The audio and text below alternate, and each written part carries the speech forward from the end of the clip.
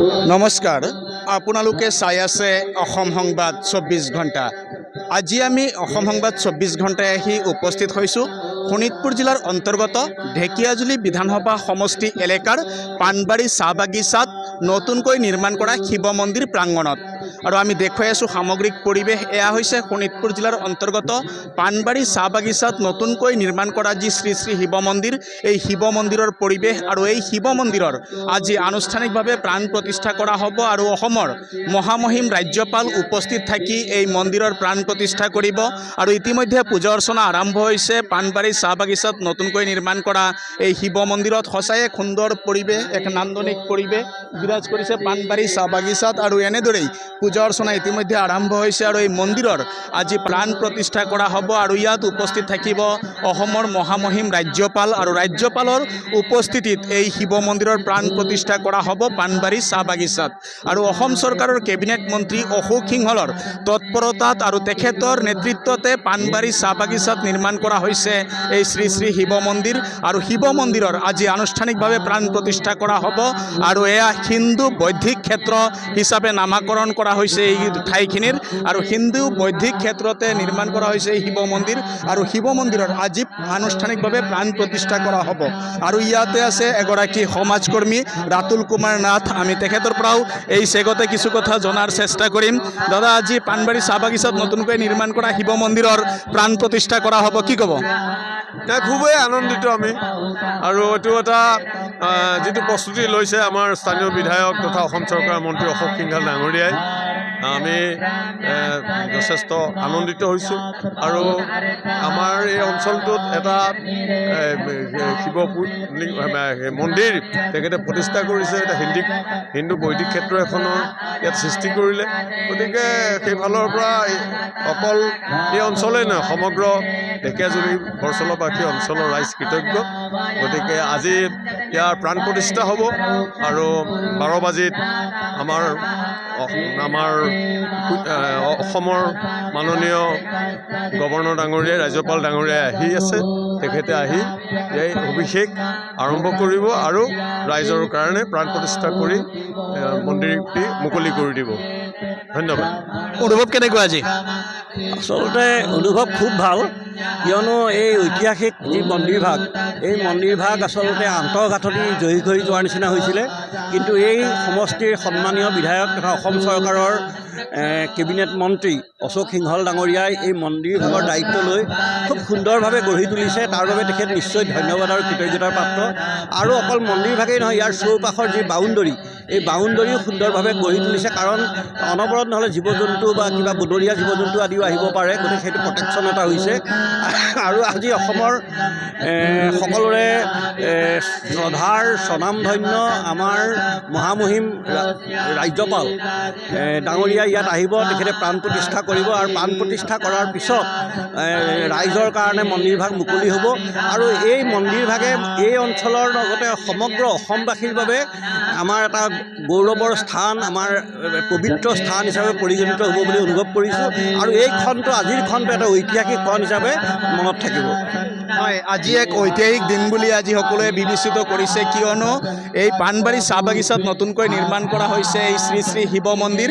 আৰু শিৱ মন্দিৰৰ আজি প্ৰাণ প্ৰতিষ্ঠা কৰা হ'ব। আৰু প্ৰাণ প্ৰতিষ্ঠা অনুষ্ঠানত উপস্থিত থাকিব অসমৰ মহামহিম ৰাজ্যপাল, আৰু ৰাজ্যপালৰ হাতেৰে এই মন্দিৰৰ প্ৰাণ প্ৰতিষ্ঠা কৰা হ'ব। আৰু আজিৰ পৰা ৰাইজৰ কাৰণে এই মন্দিৰ ভাগি মোকলাই দিয়া হ'ব।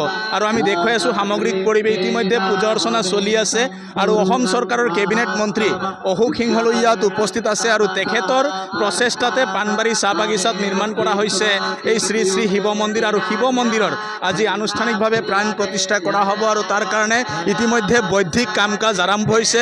আৰু খন্তেক সময় পিছতে মহামহিম ৰাজ্যপাল উপস্থিত হ'ব। আৰু ৰাজ্যপাল উপস্থিত হৈ এই মন্দিৰৰ প্ৰাণ প্ৰতিষ্ঠা কৰিব। আৰু তেতিয়াৰ পৰাই ভক্তসকলে এই মন্দিৰত পূজা অৰ্চনা কৰাৰ কাৰণে সুবিধা লাভ কৰিব। সঁচাই এক সুন্দৰ পৰিৱেশ, নান্দনিক পৰিৱেশ আজি দেখিবলৈ পোৱা গৈছে পাণবাৰী চাহ বাগিচাত।